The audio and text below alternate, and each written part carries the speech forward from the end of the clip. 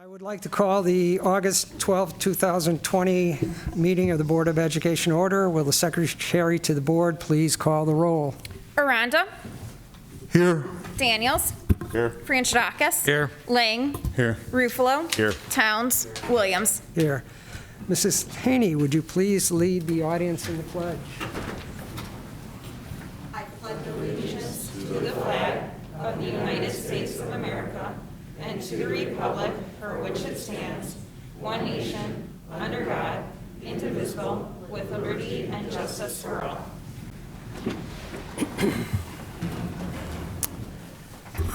We have received numerous blue cards this evening. I will say that the vast majority of them, almost all of them, are not asking questions but making comments or statements, I should say. So Superintendent Langton is going to read through those, so we'll be flexible on this. And if anybody in the audience has submitted one of these blue cards and you'd like to come up and address us directly as opposed to it being read or add to it, please just acknowledge that and come on up. Superintendent Langton. Thank you, Mr. Williams. So as Mr. Williams stated, we do have numerous cards for public comment this evening, and I will read the individual's name and then just ask if they're present in the audience. If they are, just let me know if you would like me to read your public comment or if you'd like to step to the podium. So our first one is Guadalupe Gomez, and Guadalupe does have children in our schools. Is Guadalupe here? Okay, so Guadalupe wanted the board to know first, I want to give thanks to the hardworking teachers, superintendent, and the staff members during this hard, difficult times, accommodating last minute and going through the stress of the start of the school year. I wanted to give my opinion or comment the importance of in-school or on-site education, although health is also important. We have seen during this pandemic that children are not affected, but their mental state and emotions were. Also, the lack of physical activity and weight gain that came with it. I wanted to point out activities that involve children and teens, such as daycares and sport camps, have been running smoothly with no damaging effects on their health. Also, the American Academy of Pediatrics have confirmed rare COVID cases on children, although they do urge for safe return to school. I believe District 4 is implementing these appropriate protocols, and then he or she gives a web link to the American Pediatrics Association's website. And thank you for your time. Our next one is Rosangela Clementi. Is Rosangela here? Rosangela does have students in our schools. As a parent of ASD4, I am against pushing the start date of the school year any further than September 1st. Students need normalcy, which means getting back to school and learning, whether it is in person or remote. Students need to be in school for their social and emotional being. If the surrounding districts are going back, what does that say about ASD4? How will extending the school year benefit the students? By pushing back the start date, it will cause a big disadvantage for incoming 8th graders who will start Addison Trail High School in 2021 due to their summer being very short. This will also cause scheduling spring, summer sports or camps outside of Addison to be very challenging. And let's not forget the work schedules of many families that are being affected because of the pandemic. I ask that you please listen to the concerned parents of the school district and do what is best for all students, teachers, and families. Our next one is Rini Scruggs. Is Rini here? And Rini does have children in our schools. Start the school year now. Just go remote. Starting later won't fix COVID. You're fighting so hard to go back inside now that now schools start later with a question mark. What does that fix? Nothing. We have working parents in our community too, and you need to be conscious of that and work with other districts. Our district is the only one already starting so late. Just go remote. Our next one is from Elizabeth Thomas, and Elizabeth doesn't identify schools, but does say that she has students in our schools. Is Elizabeth here? Okay. Make sure the switch to full remote learning, like every other district around us, and CPS. This should include staff working from home too, because their safety and health matter as well. Remote learning ensures that everyone is safe. Why isn't this the obvious option? In-person attendance will also increase prolifically the transmission of COVID to students, staff, and their families, and ultimately our Addison community, which is still #1 in COVID cases in DuPage County. Be the leader that we need during this time in Addison's history. The next one is from Lin Peto. Is Lin here? Lin does state that she has 2 children in our school district. I sat and listened to the most recent Board of Education meeting where Mr. Daniels spoke about delaying the start of the school year like Indianapolis did. Indianapolis delayed the start of the school year to mid-August from August 5th and delayed in-person learning until October. After seeing social calendar amendment on your agenda for tonight, if you are considering what Mr. Daniels was suggesting, I feel compelled to voice my concerns.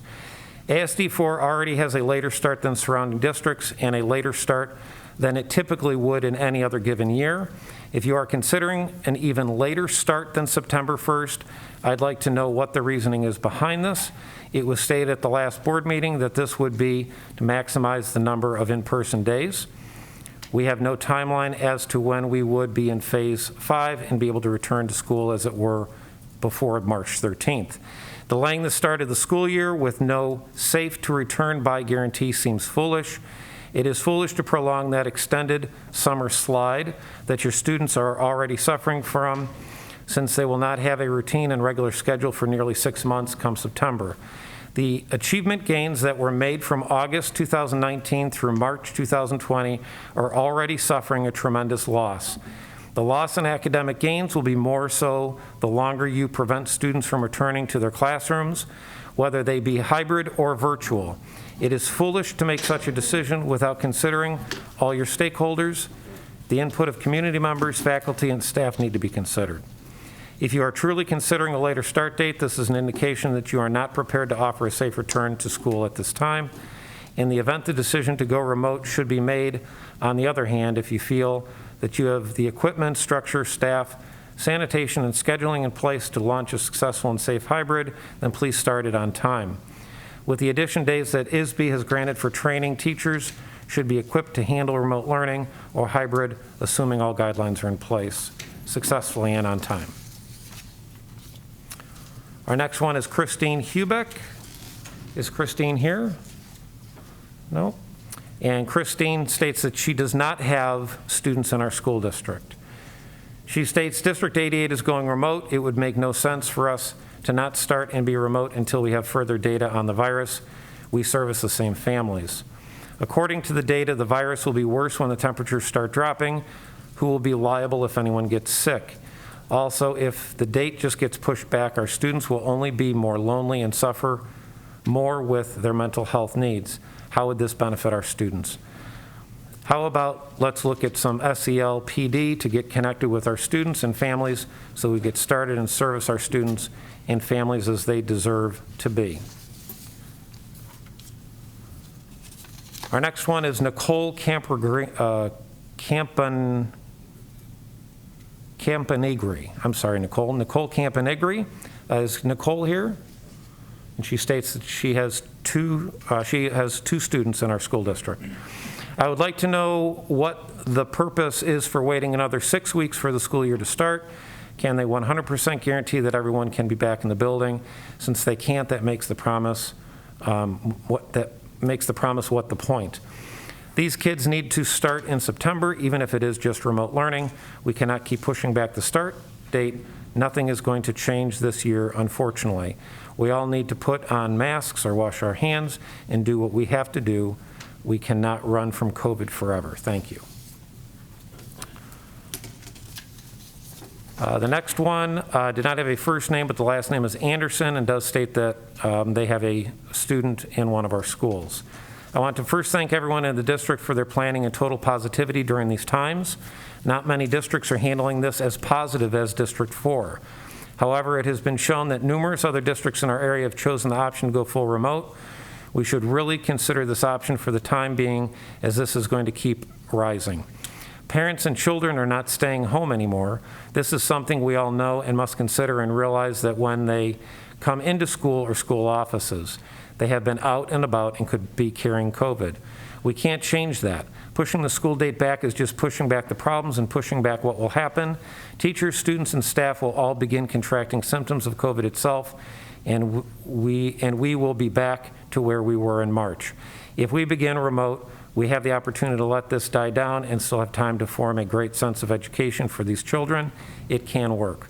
The hybrid plan will result in full remote in weeks, if not days, and then in years to come, these kids will have to learn to be remote for many things, as it is changing education as we've seen. The kids, staff, and district leaders should be remote, as it is the only way to advance into hopefully going back to being somewhat normal. Our next one is Sarah Kennedy. Is Sarah here? Sarah does state she has a child in one of our elementary schools. If you are considering delaying the start of the school year, please consider that children need to learn now, whether it's fully remote, hybrid, or fully in person. COVID will not be gone in 2 months' time, nor will our situation be any better than it is today. These children need academic instruction on time, even if it is remote, with the robust curriculum that you stated you have available. Sonia Hernandez. Is Sonia here? No? Sonia states she does have a student at Indian Trail. I'm extremely disappointed that the board is even considering delaying the start of the school year. These kids have already been through a lot and need to return to some kind of normalcy in school. Delaying the start of the school year is not beneficial in any way. I feel the school district is not looking out for the best interest of the students. Last year, at the beginning of the school year, the threat of teacher strike, then in March 2020, quarantine. In addition, the school wasn't even prepared to properly do remote learning, so the kids had to wait a couple of weeks to even begin something. And I don't want to publicly comment, but I would challenge those sentiments. Now possibly delaying school. Please keep your original start date of September 1st. If you are not ready to do hybrid, then please just start everyone remote but on time. Joanne Ford, is Joanne here? Do you want to step up, or do you want me to read it, Joanne? I will step up because mine is very brief and it pretty much just says what you've been reading anyway. Thank you. But I did have a couple questions. So, and this has been mentioned in a couple of the cards. So what is the rationale or purpose behind, like, what's your thinking, I guess, behind delaying the start of the school year? So, Why? We will be discussing that after all the blue cards are read. So we'll answer that question at that time. Okay, so will we have a chance then to chime back in with questions or retorts after you're done sharing your purpose? no, the purpose of the public comment is to allow the public to give their opinions about Okay. either agenda items or not agenda items. It's not established that the public participates in the vote. Right, that I understand. That's the responsibility of the board members. So I guess without hearing some of your purpose behind it, not all of our questions will be answered, like more questions may come up, and then we may have additional opinions to add to that thought process. That's why I asked. So is there any way to share some of that thinking? I would hate to force the board into start giving answers on that before we have a chance to discuss it and decide whether we're going to vote on it at all. Okay. That was one of my questions. I think that all of us can recognize, and honestly, I appreciate all the time and effort that has gone into this. I know firsthand how many hours are put in trying to develop these things. I can't imagine how many emails you responded to, Mr. Langton, with questions from parents in the community. So I do appreciate all of your time and all of your efforts. I am on the other side of it from what it sounds like about extending or postponing the start of the school year. And I know it's a difficult decision, but I think the community needs to and is ready to start the school year. And I know the students are ready to start the school year and need to. There is no best case scenario here, right? But I think that some learning, and whether you guys go to full remote, is better than none and postponing at this point. There are kids out there craving to see their teacher. Who's my teacher gonna be? Who's in my class? They don't care if it's on a screen or in person, they need that. That's that, I guess, more detail going into the social emotional piece that I would hope you guys would really consider and think about when you do vote and make your decision. And my other questions kind of bounce off of what your rationale is. So I'm not sure if I should do those or not. I guess if we're hoping to postpone in the hope of being in person, I think we're honestly just delaying the inevitable. I don't see us by mid-September, mid-October being able to go back to in person. I just think that's the reality. So I guess I will leave it at that until you guys share some of your thinking behind it. So thank you very much. Thank you. Then our next one is Maria Sincule. Maria, I think I saw you. Again, thank you for your time. I hope everyone can hear me. I actually did draft something. It's what I emailed. So since the last board meeting, we had an increase of COVID, 19 cases from 905 to 966, or IDPH says 972. We have an unemployment rate here in Addison of 14.4% here, which was substantially different from last year in June, which was 3.5. Unemployment for Latinos has been the highest since the Great Depression. Additionally, there have been several families in this community that did not qualify for a stimulus check. Latino workers who are unemployed have jobs in production and service. Data collected during COVID-19 crisis indicated the rates of food insecurity and other measures of food hardship in households with children has dramatically elevated during COVID. In addition, Black and Hispanic households with children are much more likely to experience food hardships than white households. In our district, as you know, we have 63.4% of the school population who are considered low income. We also have 63.3% of individuals who identify as Hispanic. For low-income renters of all races and ethnicities, housing cost burdens have soared in recent years despite a strong economy. Lower-income renters were already more likely to be cost burdened before the pandemic started, and less money saved to weather some of these things. Now we're seeing that there's less likely to cover rent in May. I've helped a lot of families to help with rent. About a quarter of the renters making less than $50,000 a year did not pay or deferred their rent because they can't afford it. Families that are the hardest hit are already experiencing financial difficulties. Families are also experiencing being unemployed and lack of health coverage. Lack of adequate health coverage and threat of hospitalization due to COVID could devastate those households with finances and deter people, especially those from seeking the help that they need. The reason that I state all this is because this is the impact I've seen in our community. And I live here, I see it, I work with families, I help. So please, I know that it's on the agenda for the calendar. I live here as an Addison resident. I really hope that you consider our voices, my Latino community, in going remote until we can safely open schools for everyone in this community. Thank you. Thank you. And our next public comment is from Anna Marie Marsalek. Is Anna Marie here? No? Okay, so I'll read her public comment. And she does not have children in our schools. As an employee of Addison School District 4, I do not agree with pushing the start of the school year back. There is an extraordinary amount of kids, adolescents, and adults who have been traumatically affected, whether it be mentally, emotionally, or physically. That life 6 months ago feels like a whole different lifetime.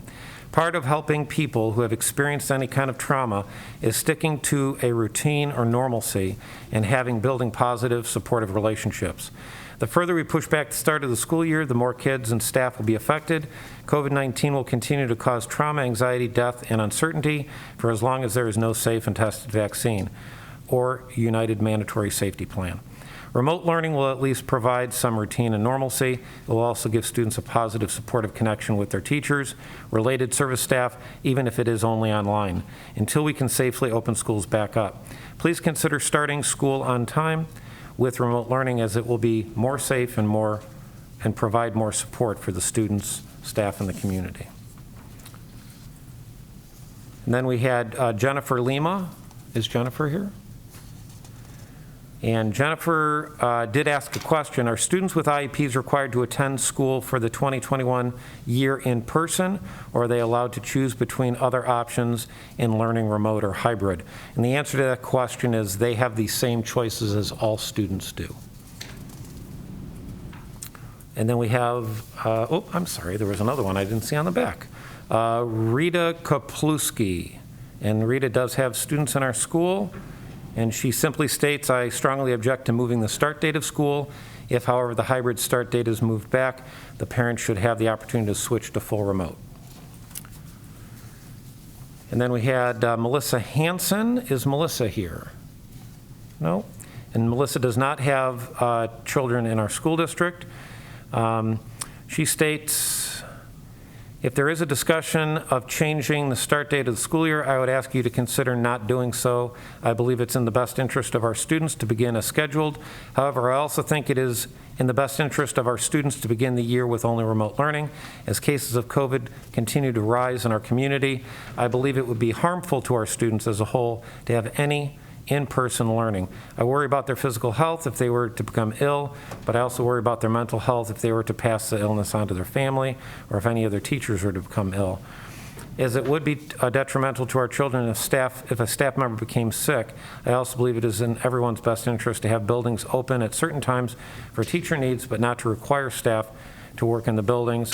We have the tools to work remotely during virtual learning. It is imperative at this time that we keep our school and greater community as safe and healthy as possible.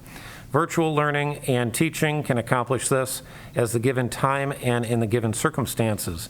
Please consider full virtual learning to begin the school year, and until cases begin to drop, as doing all we can to lessen the length of this pandemic will allow us to return to safe, full-time, in-person learning as quickly as possible, and that ultimately is what is best for our students.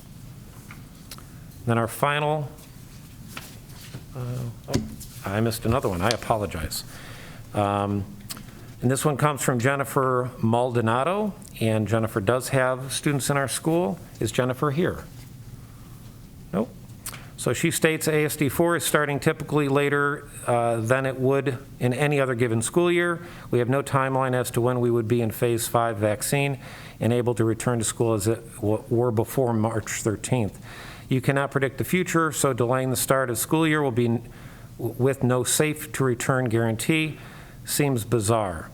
Remote learning is way better than no learning at all. These kids have been out of school long enough. I get the point of wanting in-person learning. Kids need teachers, kids need school, kids need in-person learning. Kids need to know that their basic Maslow needs are being met. With all that said, in-person learning will not look the same. Kids' social skills will not look the same. Honestly, they shouldn't look the same if you are truly practicing in proper safety procedures. I want, like everyone else on the planet, for my life to return back to pre-COVID. Unfortunately, that is not reality. Did you survey all of your stakeholders? Did I miss that survey? How will you justify the gains lost from the August to October learning? Will my kids skip their summer break next year? In October, will you host another emergency meeting stating that you want to push school back until August 2021? If you are truly considering a later start date, that is a huge red flag that you are not prepared to offer a safe return to school at this time. In the event the decision to go remote should be made. On the other hand, if you feel you have the equipment, structure, staff, sanitation, scheduling in place to launch a successful and safe hybrid, then please start it on time. The one comment that I would make, Jennifer, is that the board actually did talk about the concept of pushing the start date back months and months and months ago. This didn't just come up in the last 2 weeks or 3 weeks. And then our last public comment was submitted by Kelly Bricken, and Kelly is here. Would you like to make a statement, Kelly? Good evening. As members of the Addison Teacher Association, we have been very grateful for the collaboration that has taken place between district office leadership, the ATA Exec Board, and all the members of our planning teams. We know that the work we did together throughout the spring and summer has led to a working hybrid plan and a better, more robust remote learning plan to meet the needs of all of our students. From the moment school has been out, we have been planning for all situations with the goal of getting our students back in person as quickly and safely as possible. Our remote learning plan will significantly increase the learning and education of our students as we have been able to improve upon plans from the spring. If there is something about the hybrid learning plan that you feel is not safe enough to return to school until mid-September or October, where there is no guarantee that we will be able to be together in person safely, then we need to be moving towards remote learning. We do not want to lose any more instructional days where we could be working and supporting our students, whether in person or virtually. Taking days off for breaks or extending the school year until the end of June next year is going to have a negative impact on the families of Addison who have children in multiple Addison schools, high school and elementary, and on the families of the employees whose children will be on a regular school calendar.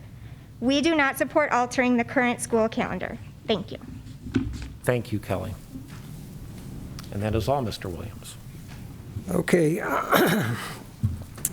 As Superintendent mentioned at our last board meeting, there was a continuing discussion about the possibility of delaying the school year.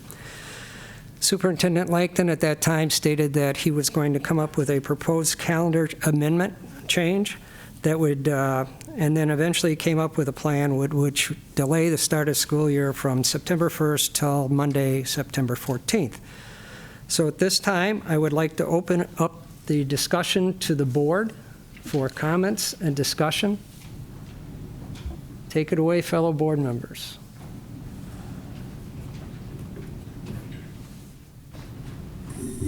I guess my question is just going to be, do we feel comfortable that we are in a position to get our kids, employees, parents back in the school at the original start date, which is September 1st? Delaying the start from September 1st to a later date is not going to make a difference with our being prepared. So, the items that we've ordered, logistics that we've planned and prepared for, those will be able to be deployed for September 1st, yes. I know last month we spoke about this a little bit. I'm no longer in favor of pushing back the start. Last month I was considering it, but the more I think about it, I don't think it's a good idea. I think, the sooner we can get these learning happening, the better, whether it's, in person or remote.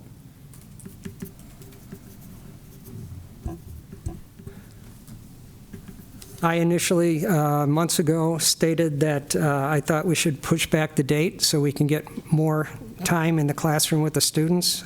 And the way things are going with the new directives that have come out from the state health department and some other directives, I don't think that's going to happen this year, unfortunately. That's just my personal opinion based upon the information I have, like all of you have. So my reasoning for initially supporting the delay has changed, and that's my statement.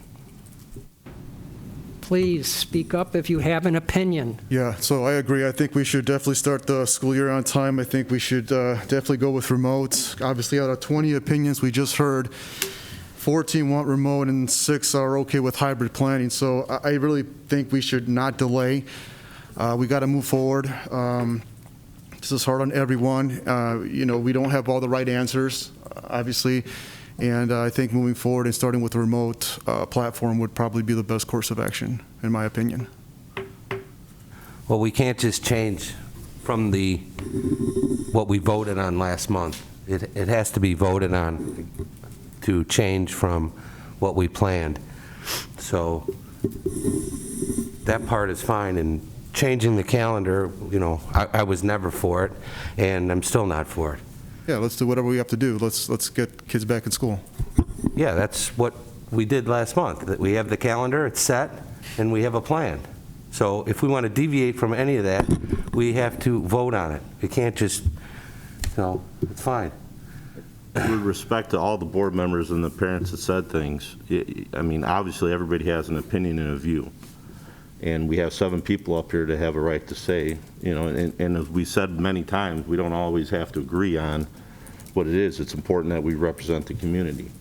to explain, to answer the question, my philosophy on pushing back the start of the school year is what's best for kids is being in the classroom with teachers. And is there hope that there could be a vaccine and that could happen in June? I have hope.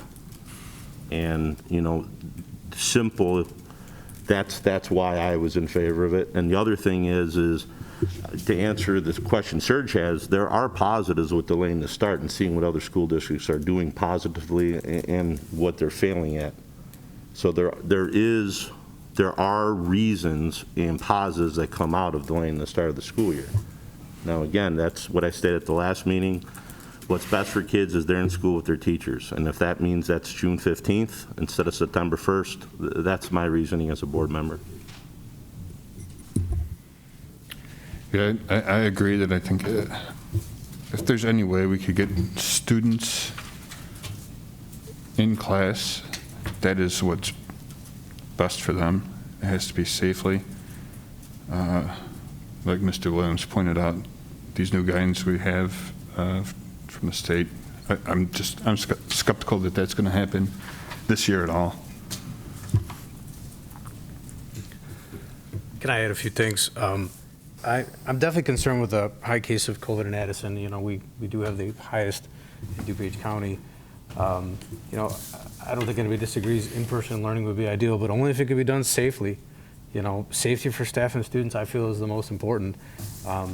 You know, I also have concerns with kids at IT moving from class to class. I'm sure some of you may have seen pictures on social media of a crowded hallway of students in junior high. I don't want to see that happening in our schools. It just... So that's an impossibility to happen, since we would only have 30% of the kids in the class at the school at one time. You take 100%, 60% are doing hybrid, half of them are there. So it's 30% of the students. So you got to look at it. And this guidance draft is a guidance from the Illinois Department of Public Health. It isn't from the governor. You know, I don't want to stop the discussion, but we're talking about the school calendar issue right now, guys. We are going to have a presentation later about the remote learning side of it, and we can open it up to that particular item at that time. So please, let's stay on topic, and let's talk about the school calendar issue, which was the reason this meeting was put together initially. So does anybody else have comments about the school calendar? Okay. Yeah, one last thing. It's also, if we push it, it's one less day of student days.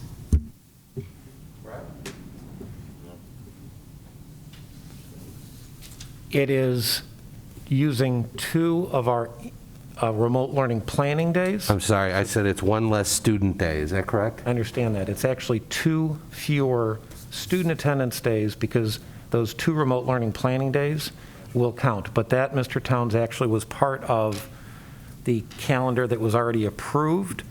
So technically this amended, the second amendment to the calendar is the same number of student attendance days.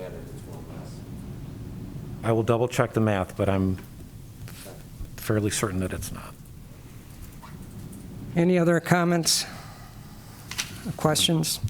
Okay, based upon the discussion that's taken place and the comments I've heard from the board, can I have a motion to remove the 2020-2021 calendar amendment from the agenda?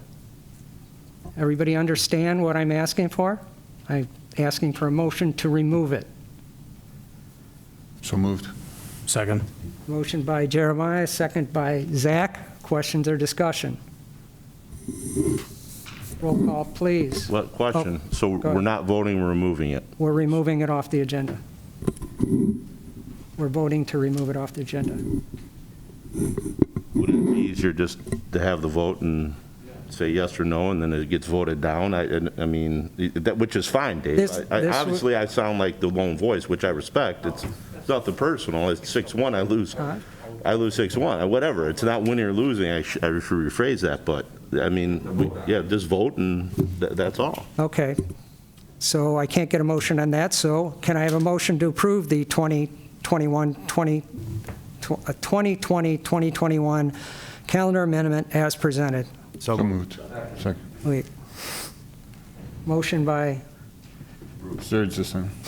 Serge, second by Jeremiah. Questions or discussion? I have a question. But this is being worded here. We're voting to just leave the start date as is. Correct. No, you are voting For the calendar change. for the amended calendar that was in your board packet. You have to vote this down. Yes. If you do want to So if you are leave the not in calendar favor the of same. that, you should vote no. If you are in favor of it, you should vote yes. Jesus Christ. Second.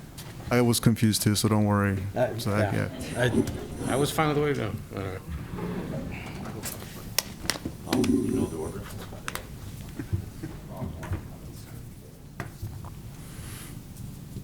Oh, go ahead. Go ahead. Aranda, No. Daniels, Yes. Frangidakis, No. Lang, No. Ruffalo, No. Towns, No. Williams. No. Motion not approved.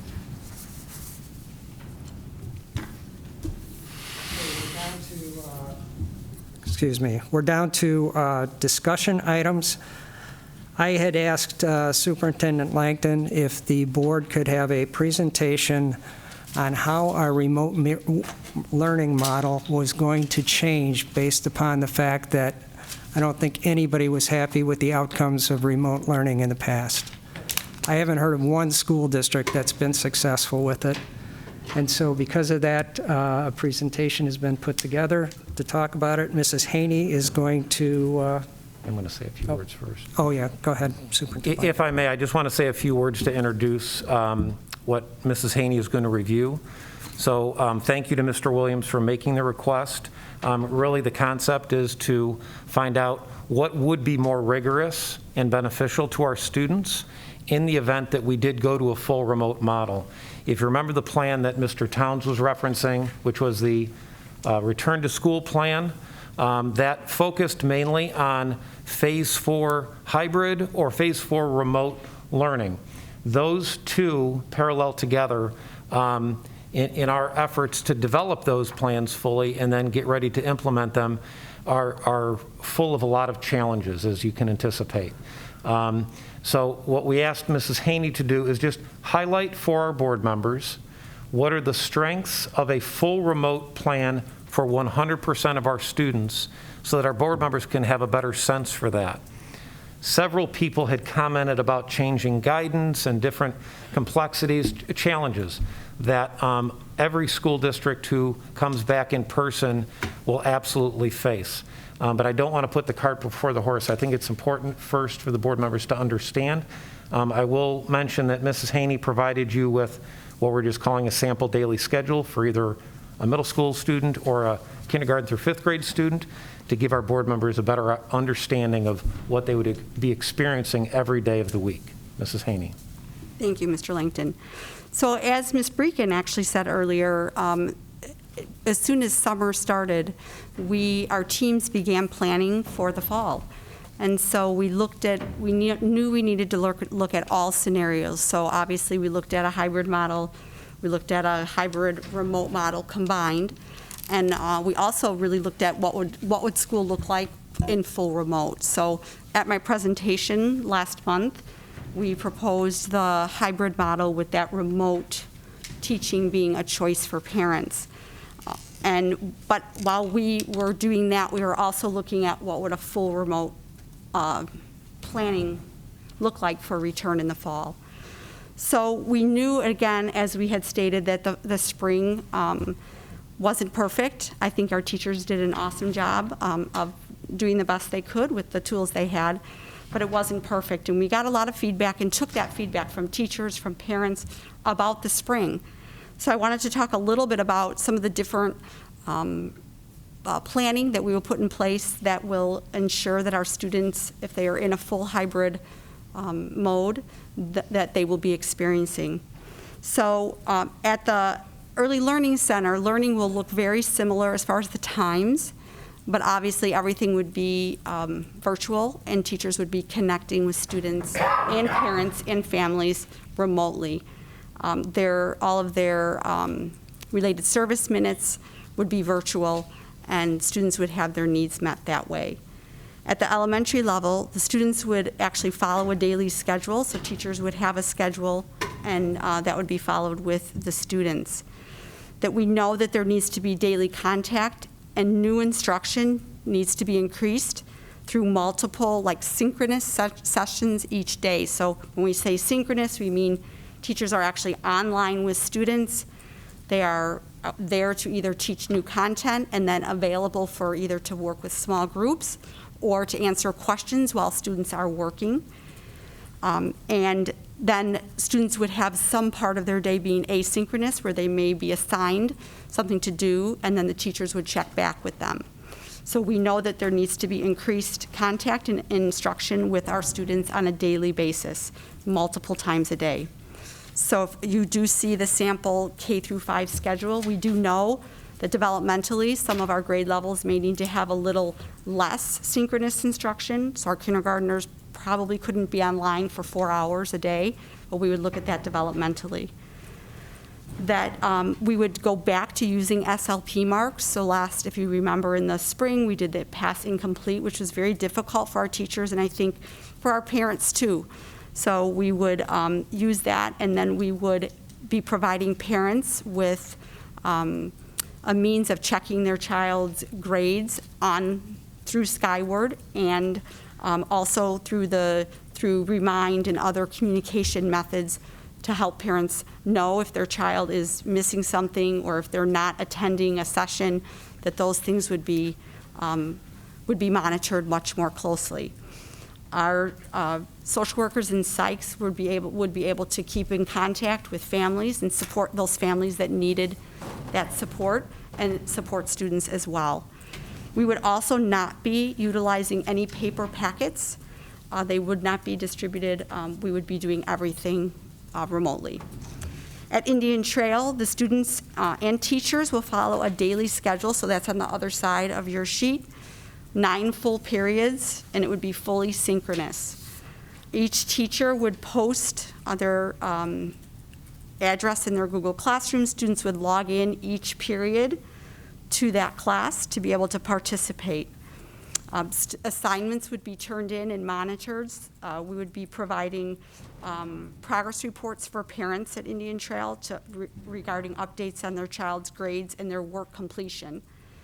And again, SLP marks would be utilized and entered into Skyward. And the PBIS and work completion will also be reported. That was not reported in the spring.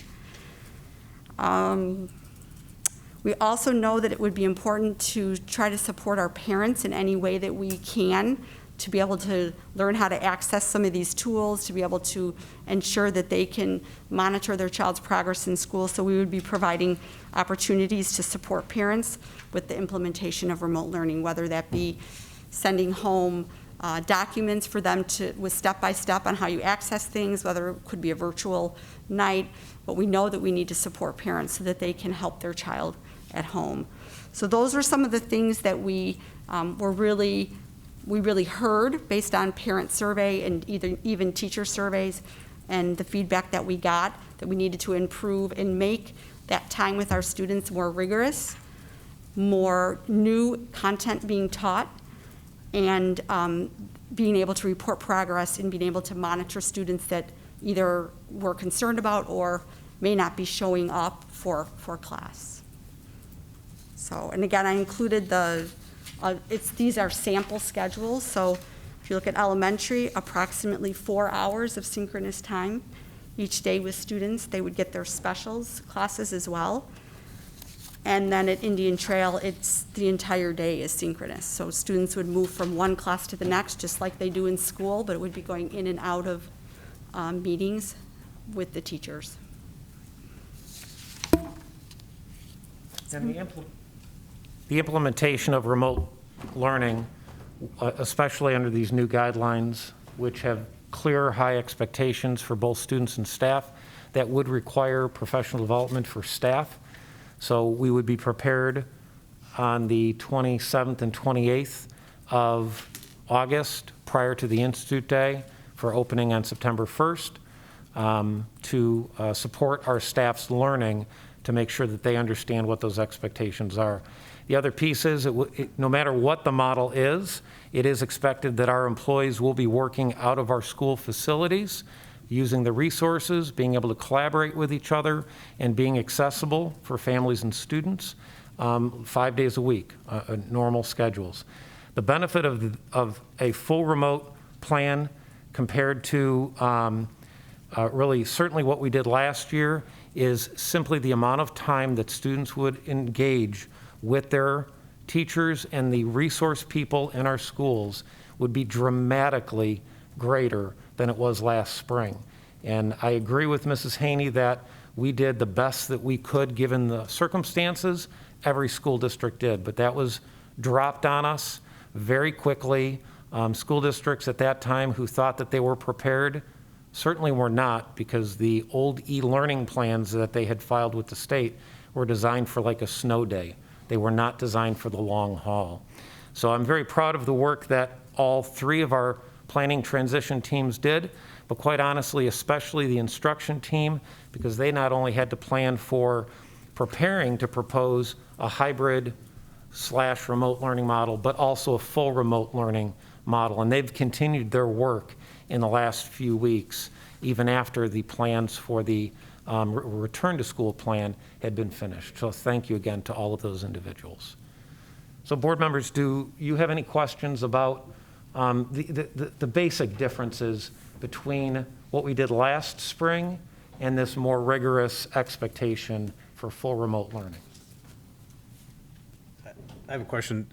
What are the plans for as far as taking attendance? I heard some common complaints in the spring were like, kids would log on and then just disappear the rest of the day. Are we planning on taking attendance multiple times during the day? Yes, so at the elementary school, attendance would be taken during the morning meeting, so somewhere around 9 to 9:30, and then it would be taken again in their first meeting after lunch. So there would be twice a day for elementary. The early learning would be once a day. And then at Indian Trail, it's every period attendance is taken, just like it is now in person, it's taken every day, so it would be the same. Yeah, and our problem-solving teams and the different support personnel at every school, they will have their hands full, believe me, including school principals, because not having those bodies in the seats in our classrooms, we're still accountable for them. So if we have a child who tunes out or does not tune in, we need to figure that out quickly. Last spring, there were a lot of uncertainties, and in every school district, there were kids that were unaccounted for. I thought we did a really good job of accounting for our kids, but there were a few kids who slipped through the cracks, whether they moved, and we searched high and low. But if we were to go into a full remote model, whether it's after the start of the year or to start the school year, those extra support personnel would have their plates full with accounting for all of our kids and supporting them. So they are definitely, if they're not going to attend remote learning, they're not going to move on to the next grade level. And Absolutely. That'll be perfectly clear to everybody. Yeah, the worst thing that, and I don't remember if it was the State Board of Education or the governor that made the decision last spring, but when that decision was made not to grade kids, do pass-fail, nobody can be harmed, it was the worst thing that they could ever do. And they admit that now. That has been acknowledged, so that's reversed. Kids will be graded, kids will be expected to do their work, parents will be expected to support them, but as Mrs. Haney alluded to, we do feel it's a priority that we support our parents as well. So last Monday, our principals met and we talked about a whole variety of topics, but one of them was, regardless of what model we're following, what does our open houses or curriculum nights look like? How do we support our parents so that they understand what the expectations are and they can be there to support and help their children? Because it has to be a team effort. John, you mentioned the possibility of then starting remote, because you mentioned the training. So one of the questions I have, or I've read a lot about school districts that are starting remote, especially the K-5 situation with the little kids with the understanding of how to use technology. I believe it's the transition from, is it Seesaw to Google? Is there any way we could set up like a meet and greet, a meet and get to know you with teachers where like the students and the parents could come in almost like a schedule where it give our teachers a chance to put a face to a name and maybe go through the technology and the setup. I guess my question, I know if we do remote, do we have the flexibility to allow our teachers the ability to sit down with the parents, the kids, and go through a lot of the stuff, like what is expected in remote learning, their behavior, how the school day works, things like that? So I think we do need to provide those options for all of our parents, but just so you are aware, for our kindergarten students, we are still planning, we screen our kindergarten students every year for the first 2 days of school, so kindergarten starts 2 days after everyone else. We're still planning to have those days so teachers can, especially our kindergarten students, have that face-to-face with their teacher. And then at that time, we did this last year and we'll do it again this year. Our instructional specialists met with the parents while the students were being screened and taught them how to log into Skyward, taught them, actually had them download the Seesaw app to their phones and things like that to, so that they would be able to access their child's work and communication. So I think we have probably some tweaks to do with that, but we have built those times in already with our kindergarten parents, because there are, most likely a lot of those are new parents to the district. What about Sometimes the other they're grade not. levels? So as I said, that we do need to be able to plan some opportunities for our parents, whether it's at the building level when they do their meet and greets or their curriculum nights, or it's a separate night, that we provide those opportunities to help parents learn how to access those tools. And we've even Why talked not about... do it similar to the kindergarten, and why not do the screening the same? I mean, at open house or so forth, why not, if we're going to start remotely, give the teachers and the parents an opportunity to meet each other and talk about what's coming up ahead? I agree with you to the extent that it's feasible. So Mrs. Haney and I had talked in the last couple of days about also the opportunity to do district-level supports for parents. So using some of our instructional specialists, and that could be using digital tools so parents can log in and learn more about whether it's Seesaw or any of those tools. Additionally, as I mentioned before, our principals quickly discovered that we need to look at those welcome back activities, those open houses, the meet the teacher nights, et cetera. We need to look at that differently. And so to answer your question directly, Mr. Daniels, could that at all be in person, maybe on a smaller scale? It very possibly could be. But what they're doing right now, because literally that conversation took place on Monday, they're going to be working with their BLTs, just like they do every August, to design those activities and experiences for their building to return to school. Those activities are always planned in August to be implemented for going back to school. And that won't be any different this year. Couldn't we use those days that were given by the state, remote planning days, as attendance, as those meet and greets at the grade levels? They could be those evenings or during that time. Sure, they could be. Well, you're saying evening, we couldn't do it during the day like you do in kindergarten, it'd have to be at night? Does it have to be? No. I would want to make sure that we accommodate parents who are working. But wouldn't the point be to do it before the kids actually start the remote learning so they can go through the whole process? Ideally. And similarly, a lot of these meet your teacher experiences absolutely do happen before school starts. And so that's what I was saying. They quickly realized we need to look at this differently this year, and that's what they're developing. Other questions? Comments? Are we planning on having some sort of consistency as far as the platforms for primary and junior high, like, Google Classroom for junior high, or maybe Seesaw for primary, or just so that there's consistency among that so parents aren't overwhelmed? Yes, we are asking teachers to use Seesaw and Google Classroom. We're going to switch to Zoom for their meetings. So they're already, we already have some PD, optional PD going on for some of our teachers tomorrow, so that they can learn some of those things if they want to get a head start on that. So we will be pushing out, so there will be consistency among grade levels as to what platform they're using. What about the Google Meet? Doesn't the Google Meet have more security set up than Zoom? I believe Zoom, and I can ask Dr. Losi to comment on that, but I believe that Zoom has come out with some new, more secure ways for teachers to be able to have whole group meetings and then do breakout meetings as well. So I can, if Dr. Losi can comment on that. Zoom updated their privacy policies this summer, Mr. Daniels, and they are in line with the Children's Online Privacy Protection Act. So we felt that Zoom was a much better platform for virtual learning because of the features within the system. So we decided to make the switch. Any additional questions or comments? Okay, Superintendent Langton now would like to make a few comments. So I do want to thank Mrs. Haney and again the entire team of people who worked on developing all of our plans.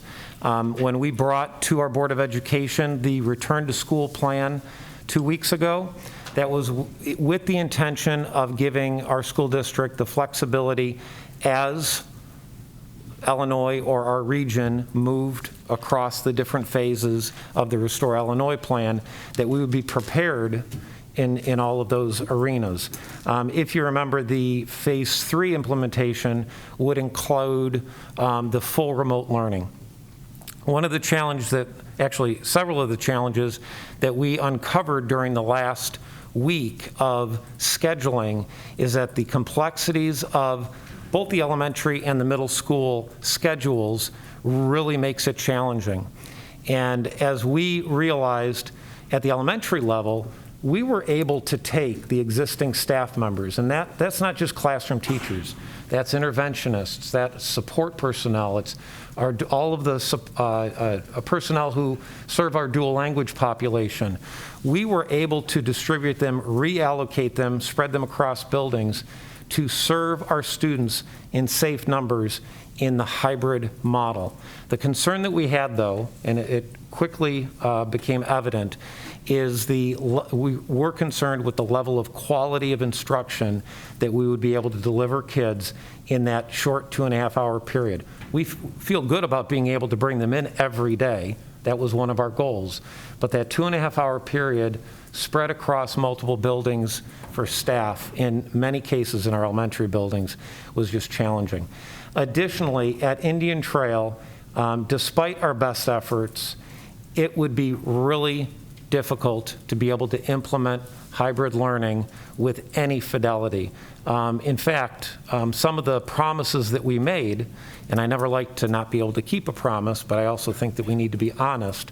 Some of the promises that we made, being able to maintain our foreign language programs, our accelerated programs, all of those important opportunities for kids to learn and maybe even take ownership of their own learning, including special area classes, little by little, we were going to have to abandon those in order to successfully schedule.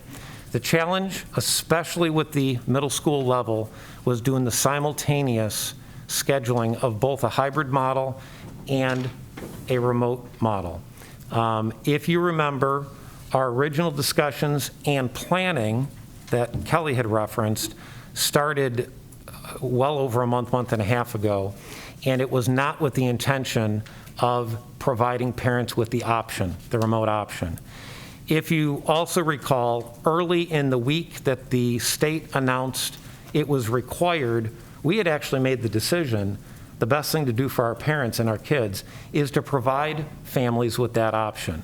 And then a couple of days later, the state required it. The challenge with that does come down to staffing two separate models if you're going to provide the same resources. And what we quickly realized at the middle school level especially, but also to another extent at the elementary level, is we had to whittle down those offerings for kids to such a great degree that my team basically looked at me and said, Mr. Langton, this isn't good to compromise that quality of education. So that, among the changing and confusing guidance from our health organizations, I would like the board to consider taking action to approve to starting the school year under remote learning. I will defer to Mr. Williams as the board chair to determine how we would accomplish that if you would entertain that. Well, considering your recommendation and the fact that at our last board meeting, the board did vote on a hybrid plan, I feel it's only appropriate that we would have an additional vote on going full remote. Unfortunately, we can't do that this evening because it wasn't on the agenda. My recommendation would be, as opposed to meeting in person again, which I know is an imposition for everybody, especially with all this other stuff going on, to do a Zoom meeting, and hopefully we could maybe do it on Saturday at noon. You could do it from home. What, is that a problem, Serge? I was planning on drinking Saturday, but I can push it off, Dave. John, I do have a question real quick. Drinking lemonade? Mr. Langton, just curious, and again, this is something I talked about the last meeting. Is there any, could we do, because the junior high seems to be the issue, could we do a remote at the junior high and do K5, like the K5 plan with the students coming in for half a day, based on your numbers of like 30% of those students are remote, so 70% to that seemed like a really good model. Can we have two separate plans within our school district where we meet both needs? I agree, John, except for the fact when you look at the guidance that was extra guidance that just came out today from the Illinois Department of Public Health, any in-person I don't think is workable with the criteria they have in here. You know, if somebody sneezes... Is that this sheet here, Dave, or is that something different? Well, it's... No, I actually don't. If somebody sneezes, you got to analyze, or you got to figure out if it's just an allergy or if it's something else. If you have any symptom of COVID, that student has to go home now for 10 days. And then their entire family is in that same situation, according to what I'm reading here. Is that right, John? That is correct. So the guidance from the IDPH is any symptom, the child or the person, doesn't matter if it's an adult or a student, they do have to be quarantined, they have to seek medical attention until a negative result, which I have my personal opinion about that guideline, but that is problematic for any organization, especially schools or child care centers. To also answer your question, though, Mr. Daniels, because I think that it deserves a full response. I agree that technically it's feasible to do it at the elementary level. I would be more than happy to show you my office or the conference room next to my office. I shared it with Mr. Williams. The puzzle that we really did solve, but just because you solve a puzzle doesn't mean that it works well. And we have very limited access, or bandwidth rather, with staff with the elementary hybrid model, even to the extent that we utilized all of our extra support people to teach regular courses to kids, either hybrid or remote. And again, it's the challenge, and you did say this at the last meeting. I will defer to you bringing this up, but I wanted to make sure that we provided our community with our due diligence to see if we could figure this out so that at the best possibility, we could have kids in person. The concern that I have that I stated earlier is when my team looked at me and said, John, we will have a major quality education issue here if we implement this. Plus, as soon as we have people absent for normal reasons, forget about COVID, we have people who have other health issues or family members, and they're out. And so we access our substitute teacher pool.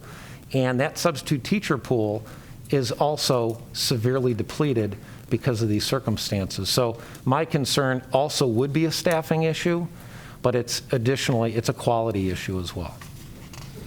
I totally disagree with this IDPH. This is a guidance, and before today's guidance, the last guidance was 410. This is not the governor's office. This is not the Regional Office of Education. This is not the Centers for Disease Control. This is just a guidance. And I take very little credence in it, and We have immunity, we have liability. They're not suing us for the flu. This is just a guidance. But if we can't do it, that's fine. It has nothing to do with this document. I respect that, Mr. Towns. Thank you. John, I have a question. How are we planning on utilizing our paraprofessionals if we go fully remote? That's an excellent question, and I'll spare my team from having to answer it because we had this conversation earlier. So the first thing that we will do is assess where we need to support our students' learning. So the easiest example is for our students with disabilities who need individual support. So we have, let's say, Beth Lodi, SSP teacher, has 6 kids in her classroom. They need individual assistance. There are, and I'm not sure if that number is correct, Beth, so I didn't mean to allude to anything. But even in a remote model, Mr. Frangidakis, staff needs to access digitally those kids with the help of their parents or an adult at home, and we would utilize in those cases paraeducators. We have many other paraeducators around the school district that we will have to assess whether or not those positions are necessary. If we have any employee that is not necessary to implement our programs, we would release them. And it's as simple as that. And I don't mean to be insensitive or harsh, but part of these are staffing decisions as well. And so we would reallocate staff where necessary, and Mr. Wortman would have a very big job ahead of him to make those decisions as quickly as possible. The one thing that I do want to remind our board members is we are required to give 30 days notice to at-will employees unless it's for cause, so we would have to follow that as well. John, just another question in terms of staffing. We're asking that all of our teachers are in the building. And what if they have other things going, like what if their students, their children are remote learning? How are we, I mean, I know at our school they're setting up the Family Leave Act and the minimum of days and sick days. And I mean, are we prepared? That obviously is going to be a big step as well in this process. So again, Mr. Wortman's responsibility, and he is very well versed in the FFCRA and the different leave options. We've also talked with our Teachers Association about what those options would be, and they would be dealt with on an individual basis. But our expectation is that employees would be able to do their job from the work site unless their circumstances were approved.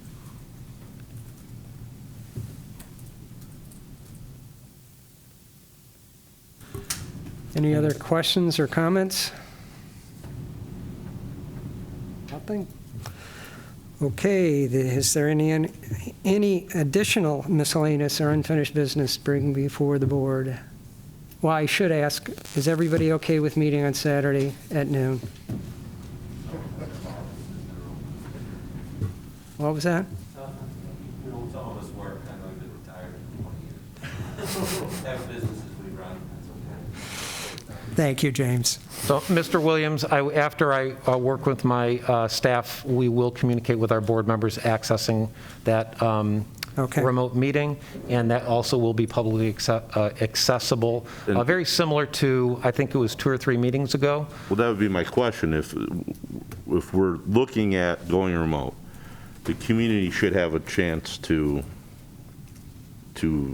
say what they feel, right? I mean, like we had tonight. Agree. I mean, I thought tonight went well, even though nobody agreed with me, which I get. But my point is, if we do this Saturday at noon, that's not normal. That's pretty normal.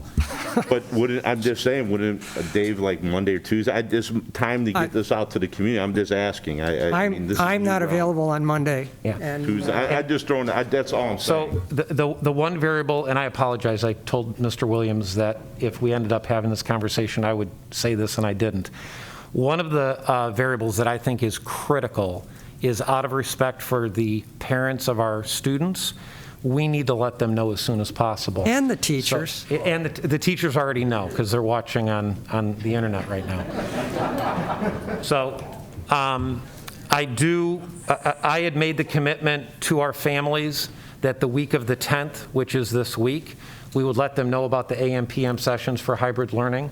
So what I would like to suggest is I will issue a communication to all of our families by the end of this week, by Friday, indicating that the Board of Education is going to be considering remote learning effective September 1st, and reinforcing that the school year will start September 1st, so that our parents aren't left hanging.